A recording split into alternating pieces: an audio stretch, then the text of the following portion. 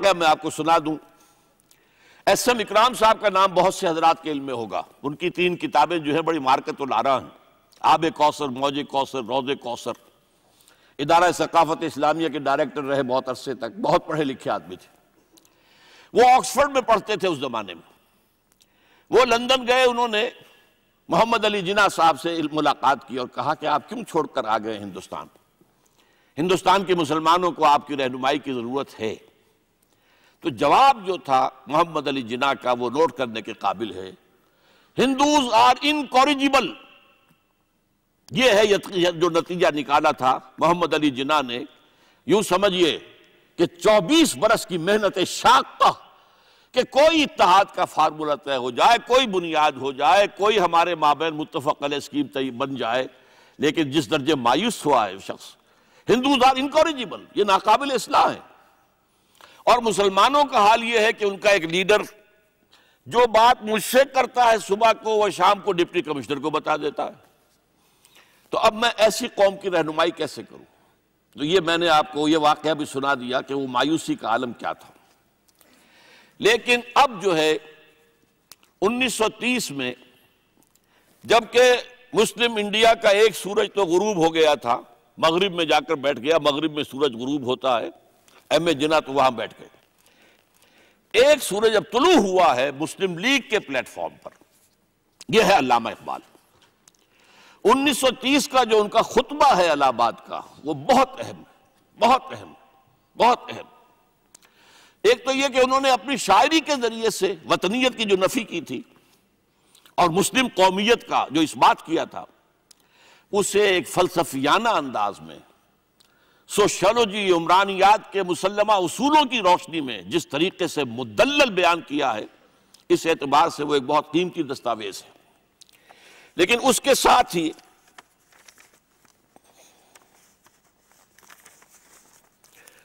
انہوں نے ایک تجویز پیش کی، اور یوں بھی کہیے کہ ایک پیشن گوئی کی۔ وہ پیشن گوئی یہ تھی کہ ہندوستان کے شمال مغرب میں ایک مسلمان ریاست قائم ہوگی، اور پھر یہ بھی کہا میں مطالبہ کرتا ہوں کہ وہ قائم ہو۔ البتہ اس میں بعض لوگ جو ہیں اس پر یہ تنقید کرتے ہیں کہ علامہ اقبال نے تو یہ کہا تھا I would like to see the Punjab, the northwest frontier province, Sindh and Balochistan amalgamated into a single state. Self-government within the British Empire or without the British Empire. The formation of a consolidated northwest Indian Muslim state appears to me to be the final destiny of the Muslims, at least of northwest India. اس پہ اعتراض یہ کیا جاتا ہے کہ علامہ اقبال نے تو ہندوستان کے اندر برطانیہ کے حکومت کے اندر کے لیے تجویز دی تھی، لیکن یہ بات غلط ہے۔ اصل میں نوٹ یہ کیجئے کہ 1930 تک تو اس کا کوئی امکان ہی نظر نہیں آتا تھا کہ انگریز ہندوستان چھوڑ کے چلا جائے گا۔ تو اس وقت کے لیے ان کی تجویز یہ تھی کہ ہندوستان میں ایک صوبہ بنا دیا جائے، یہ آج کا پاکستان، یا یوں سمجھیے کہ جو کچھ عرصے پہلے 1 یونٹ بنا تھا، برٹش انڈیا میں بھی یہ 1 یونٹ کی حیثیت سے ایک سٹیٹ بن جائے، تاکہ اس علاقے میں مسلمانوں کے اندر جو کچھ قومیتی کچھ تھوڑا تھوڑا فرق ہے، کلچر کا فرق ہے، کچھ ان طرح کی چیزیں، زبانوں کا فرق ہے، تو یہ جو ہے مل جل کر ان کے اندر ایک قوم کا تصور جو ہے باقاعدہ پیدا ہو جائے۔ اسی لیے وہ کہتے ہیں I demand the formation of a consolidated Muslim state in the best interest of India and Islam. اب اس میں وہ بات یہ کہتے ہیں کہ for Islam, it will be an opportunity to rid itself of the stamp that Arabian imperialism was forced to give it, to mobilize its laws, its education, its culture, and to bring them into closer contact with its own original spirit and with the spirit of the modern time. وہ کہتے ہیں کہ اگر ایسا ہو گیا، ایک تو یہ کہ ڈیسٹنی ہے، ہوگا، رہے گا، شمال مغربی ہند کے اندر ایک مسلمان ریاست قائم ہو کر رہے گی۔ اب یہ پروفیسی بھی تھی، پیشن گوئی، اور یہ بھی کہ میں مطالبہ کرتا ہوں، ایک تجویز بھی تھی۔ لیکن اس کا جو اصل عنصر ہے، جو میرے نزدیک جو انقلابی حصہ ہے، جہاں تک ہندوستان کی جو تقسیم کا معاملہ ہے، یہ اور بھی بہت سے لوگوں کی طرف سے یہ باتیں آتی رہی تھی. میرے پاس یہاں پہ 14 نام لکھے ہوئے ہیں جنہوں نے ہندوستان کی تقسیم کا تذکرہ کیا. لیکن جس انداز میں، جس پلیٹ فارم پر آل انڈیا مسلم لیگ کا جو اینول سیشن ہے اور اس میں صدر کی حیثیت سے خطبہ دے رہا ایک شخص، تو یہ حیثیت جو ہے یہ بہت نمایاں، اور اس میں جس انداز میں بات کہی گئی ہے اس میں جو ایک پازیٹیو عنصر ہے. اگر ایسا ہو گیا ایک نارتھ ویسٹ آف انڈیا میں مسلمان ریاست قائم ہو گئی تو ہمیں ایک موقع مل جائے گا کہ عرب امپیریلزم، اب نوٹ کیجئے عرب امپیریلزم سے مراد کیا ہے؟ عربوں کا دور ملوکیت. اس سے پہلا کیا تھا؟ خلافت راشدہ اصل اسلام. دور بنو امیہ تو اصل اسلام نہیں تھا، حکومتی سطح پر تو بالکل اسلام نہیں تھا. وہی دور ہے جس میں کہ سانحہ کربلا ہوا ہے، واقعہ حرہ ہوا ہے، ظلم کی انتہا ہوئی ہے، سینکڑوں تابعین کو حجاج ابن یوسف نے شہید کیا ہے. اس کو حدیث کے اندر بھی کہا گیا ہے ملکن اعظم، کاٹ کھانے والی ملوکیت. اس کے بعد جو ہے دور آیا ہے بنو عباس کا، وہ محل بنے ہیں شاندار، جو ہے جو بھی بادشاہوں کے ہاں ہوتا تھا وہ سارا کا سارا معاملہ آیا ہے. تو اب دنیا اسلام کو ان کے آئینے میں دیکھتی ہے، وہ سمجھتی ہے یہ اسلام ہے، لہذا اس میں تو کوئی شے ایسی نہیں ہے جو اٹریکٹ کر سکے، جو کسی قوم کو اسلام کی طرف جو ہے وہ کھینچ سکے.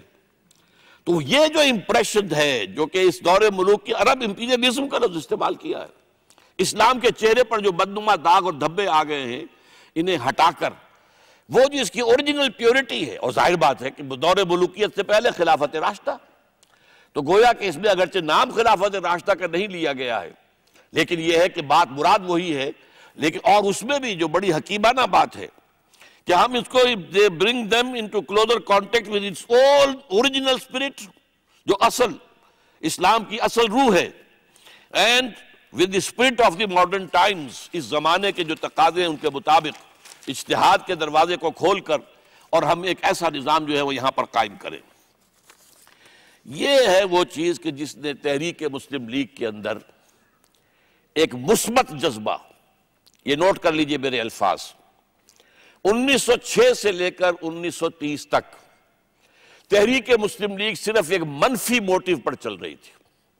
منفی، نیگیٹو، خوف، ہندو کا خوف، ہندو دبا لے گا، ہندو ایکسپلائٹ کرے گا، ہندو معاشی طور پر بھی، تہذیبی طور پر بھی، ثقافتی طور پر بھی، مذہبی طور پر بھی شدی کی تحریک چل رہی ہے، ہمیں راستہ دکھایا جا رہا ہے ہندوستان چھوڑ دو اور بھاگ جاؤ، چلے جاؤ.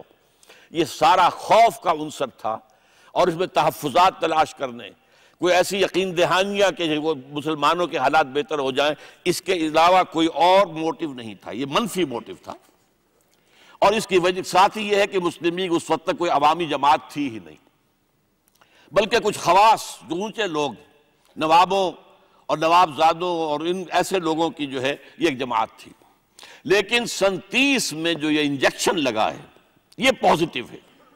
اس کی مثال میں دیا کرتا ہوں کہ کوئی مریض پڑا ہوا اپنے بیڈ پر اور گلوکوز کی بوتل لگی ہوئی ہے اور ایک ٹیوب چل رہی ہے، تو اس کے اندر ہی کوئی اب انجیکشن لگانا ہے تو اس ٹیوب میں لگا دیتے ہیں، ایسا نہ ہو کہ کوئی اور پرک دینی پڑے مریض کو اور اسے تکلیف ہو. تو گویا کہ مسلم لیگ کا جو بھی وہ ایک نظام تھا اس میں ایک انجیکشن لگایا ہے علامہ اقبال نے 1930 کے خطبے میں. اگلی بات، اس کے بعد یہی انجیکشن علامہ اقبال نے لندن میں مسٹر محمد علی جناح کے ذہن و فکر میں لگایا ہے. اس کا واقعہ کیا ہے؟ 3 گول میز کانفرنسیں ہوئی تھی، پہلی اور دوسری میں محمد علی جناح بھی شریک تھے، تیسری 1932 میں ہوئی اور وہ شریک نہیں ہوئے، اس لیے کہ وہ سیاست چھوڑ چکے تھے، وہ تو سیاست کو خیر بات کہہ کر اب پریکٹس کر رہے تھے. لیکن علامہ اقبال اس میں گئے تھے، وہاں موقع ملا، قریبی ملاقاتیں ہوئیں، گفتگویں ہوئیں، اور ان ملاقاتوں کے نتیجے میں یہی انجیکشن علامہ اقبال نے محمد علی جناح کے ذہن اور فکر کے اندر لگایا ہے کہ بات کرو اسلام کے احیاء کی، وہ چیز کہ جو مسلمانوں کے جذبات کے اندر گرمی پیدا کرے، حرارت پیدا کرے. اس حوالے سے یہ جو انجیکشن لگایا گیا ہے اسی سے پھر یہ کہ ان کے مزاج کے اندر ایک تبدیلی آئی. کچھ اور لوگوں نے بھی انہیں کہا ہوا تھا، لیکن یہ کہ خاص طور پر یہ بات اقبال کی تھی جس کی اپنی ایک حیثیت تھی. بہرحال 1934 میں ایم اے جناح واپس آ گئے، پھر انہیں مسلم لیگ کا تا حیات صدر بنا دیا گیا. پھر انہوں نے مسلم لیگ کو سنبھالا ذرا،